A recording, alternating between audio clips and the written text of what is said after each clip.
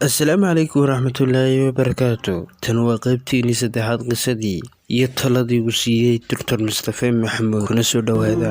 Gifka aad geysatay waa gif ay galaan malaayiin dhalinyaro ah, rag iyo dumarba iskugu jira. Waa dabinka sida joogtada ah ee ugu dhacaan facan ayaanka daran leh ee sida degdega ah isku doorinaya kolba sidii ay kolka ay soo gaadhayso jugta culus ee soo gaadha gaadiidka. Gabadhan casriga nool ee ku indhataransatay dhaldhalaalka aqoonta iyo xorriyadda kayska ah oo waxa ay kala garan laadahay waxa ay doonayso iyo waxa ay diidayso. Sababta awgeed ayay hal mar iskugu qaadaysaa dhowr dhabood oo kala duwan. Soo laabto xalka gurigiina waa isku dhac iyo hardan. Ma jirto qaab kale oo gurigaaga aad ku badbaadin karto oo aan ka ahayn in aad xaaskaaga runta u sheegto oo isku dhac aad u diyaargarowdo. Xaaskaaga aqoon-yahanada ah ula dhaqan sidii gabadh agnaanada ah ama gabadh jaahilada. Waxa aad xaaskaaga go'aan adag iyo karti ku bartaa macnaha aqoonta ay xambaarsan tahay.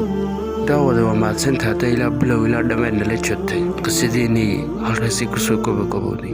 Intay isugu iman doono muuqaalka xiga waxaan iga tegayaa intaanan tegin waxaan ku leeyahay daawada haddaad ku cusubtahay subscribe saar, haddii hore nala joogtayna leed saar sida muuqaalka dad badan u gaadho. Wassalaamu calaykum waraxmatullaahi wabarakaatu.